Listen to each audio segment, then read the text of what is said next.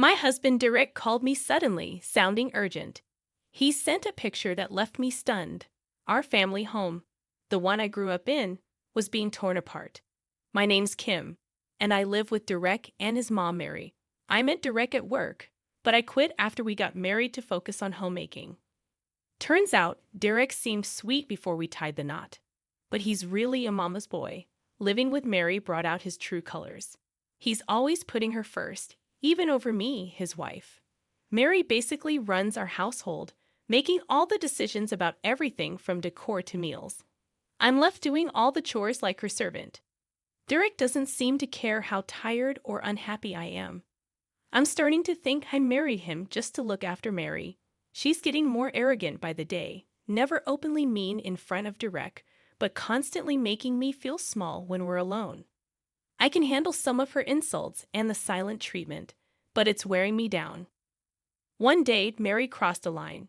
She called my freshly brewed coffee disgusting and splashed it in my face, almost burning me. That was it. I couldn't take it anymore. Tearfully, I told Derek everything when he got home, hoping for support. But he just shrugged it off, saying his mom was just in a bad mood. The next day, Mary was even worse, clearly having heard about our conversation. "How dare you tell my son about our little argument?" she sneered. Then she started attacking my parents, questioning my upbringing. It was too much. I couldn't stand her insults toward my loving parents any longer. I suggested to Derek that we live separately from Mary, but he refused, saying he couldn't disrespect his mom like that. So I made my decision. "Fine, then I'll move out," I said without hesitation. I didn't want to stay in a place ruled by Mary's taste any longer. I quickly filed for divorce and arranged a weekly apartment contract. It took some time to finalize everything, but I knew it was the right decision for my own sanity. The next morning, I left the divorce papers on the table and hurriedly left the house. I really didn't want to go back to my parents' home. I knew Derek might check there first if he came looking for me. I didn't want to cause unnecessary worry or trouble for my parents, so I rushed my move to avoid any further interference from Derek. Afterwards, I arranged a trip for my parents as a gift, using some savings I had from before I got married. My parents were hesitant, but I insisted and sent them on a trip to San Francisco. They deserved some enjoyment, especially since I hadn't been able to properly show my gratitude to them after getting married and always dealing with Mary and Derek. With my parents away, they wouldn't have to deal with Derek causing them any trouble, at least for a while. I was starting to adjust to my new life in the weekly apartment when Derek suddenly called. He had tried several times since I left, but I had ignored all his calls. Reluctantly, I answered the phone, wondering why Derek was calling now. To my surprise, he sounded cheerful, asking how I was. Cautiously, I replied, "What do you want?" He continued unapologetically, saying, "I'm having your family home demolished right now." I fell silent, not understanding what he meant. Demolished? Did you say demolished, like destroying? What on earth are you talking about? "Don't mess with me," I retorted, still not grasping the meaning of his words. He remained nonchalant, saying, "Yeah, I'm selling the land your family home is on to buy my mom a luxurious house." His nonsensical statements left me speechless. With a smug tone, he added, "We're married, so it's shared property, right?" Then he hung up the phone, leaving only the cold electronic disconnected tone. I couldn't believe the ridiculous logic he was using. It sounded like something out of a science fiction movie. I couldn't tell if it was a prank or if he was serious, so all I could do was stare at my silent phone. Then, a notification popped up, a picture from Derek. When I opened it, I saw a house being torn down, its white walls and blue roof just like my family home. I felt the blood drain from my face. Furious, I tried calling him back, but he completely ignored me. Collapsing onto the floor, I couldn't help but feel overwhelmed. Later, I discovered what had transpired after I left. Derek, as expected, went to my parents' house, only to find out from a neighbor that they were on vacation. The neighbor also mentioned that I hadn't returned home. This news seemed to enrage Derek. He saw it as unfair that my parents were away while I was elsewhere. In a fit of anger, he decided to demolish the house as revenge. Sadly, neither my parents nor I were there to prevent it. Moreover, he hadn't submitted the divorce papers yet, assuming he could do whatever he wanted with my property since we were still legally married. I called my sister, who still lived at the family home, barely able to contain my worry. I couldn't fathom how Derek managed to do it, but if he forcefully demolished the house with her inside, I dreaded to think what could have happened to her. I anxiously waited for my sister to answer. After several rings, she picked up in a relaxed tone, asking what was wrong. Despite my urgency, her attitude remained unchanged, making me feel like I might be overreacting. I hurriedly asked about the house, but my sister's response was unexpected. "Oh, the house. Keith across the street seems to be having some renovation work done or something, but our house is fine." I couldn't believe it, but it had to be the explanation. After a moment of silence, it hit me. The house across the street from ours, where Keith, who had always been kind to us, lived, looked just like ours. Our last names were the same, leading to frequent mix-ups with Christmas cards and visitors. In other words, the house Derek claimed to have demolished was Keith's. I was struck with disbelief. Talking about it gave me a headache. Having our house destroyed would be terrible enough, but accidentally demolishing the neighbor's house was no laughing matter. I quickly explained the situation to my sister and rushed to our family home. Together, we headed to Keith's house. It appeared that Derek and the contractors had already left, leaving the house completely demolished. My sister and I turned pale as a man with an exotic appearance, dragging a suitcase, appeared while letting out a bizarre scream. "My house is gone." It was Keith, who had just returned from an overseas trip. His wide eyes mirrored our shock. Exchanging glances, my sister and I apologized profusely. We explained the situation in detail, but it all sounded like excuses. We couldn't help but feel sorry for involving him in all of this. "We're so sorry that your precious house ended up like this." We continued to apologize.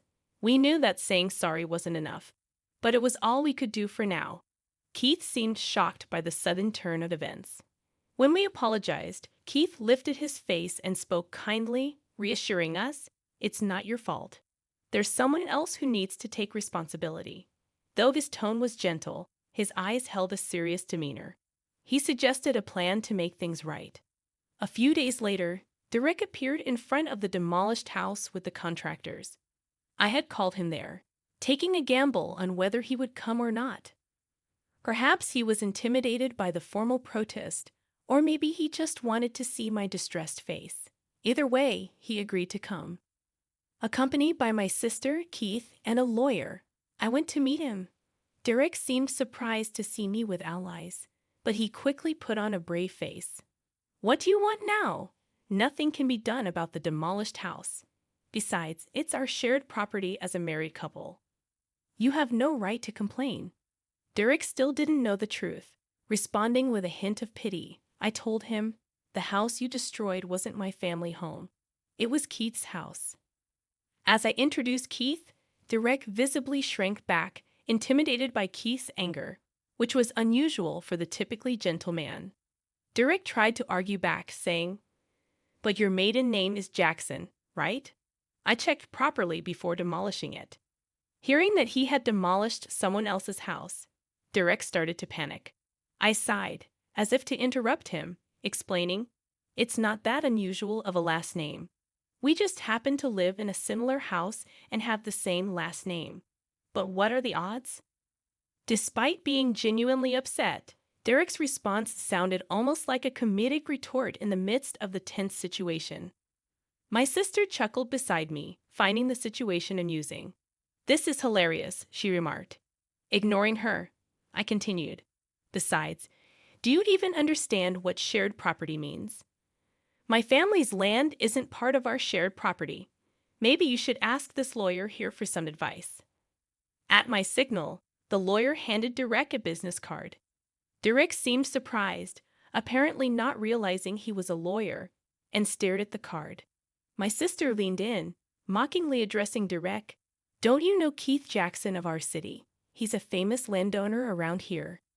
Indeed, Keith was not just an ordinary man. As my sister later explained, he used to be an executive at the company where Derek worked, the same company where I met him. Sometimes Keith's eyes would lose their warmth, and his expressions carried an aura of influence. It's not my fault. Derek finally seemed to realize the gravity of the situation. His previous boldness was replaced by a panicked demeanor. Unfortunately, the contractors, who should have been his only allies, fled as soon as they heard Keith's story. They were the kind who would demolish a house without proper investigation. Derek must have been caught by a fraudulent contractor. Enough already? Keith, seeming to have run out of patience, yelled at Derek. The air seemed to tremble with the force of his anger. Admit your wrongdoing without any excuses, or do you want to involve the police? At these words, Derek became completely subdued. In the end, with a lawyer present, he agreed to our side's demands, and the situation was settled. Derek signed the divorce papers and was forced to write a letter stating that he would pay compensation to both Keith and me. The compensation amount was quite significant due to the demolition of the house, and Derek had already incurred debt for the demolition costs. The unscrupulous contractor had taken the money and disappeared without a trace, leaving Derek with no one to rely on and struggling to repay the debt. The fallout also affected Mary. She had thought she would live with Derek in the luxurious house, but when her son demolished the house of wealthy landowner Keith Jackson, she instantly became a target of ridicule. Naturally, she could not accept such a situation, and soon she found it difficult to leave her house. As for Keith, although his house was demolished, he hadn't suffered too much damage. The reason he had gone on an overseas trip was his daughter who lived abroad.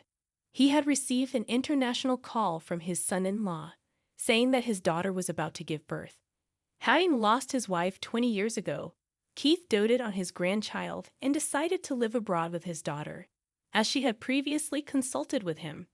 So he intended to demolish the house and sell the land after selling his business.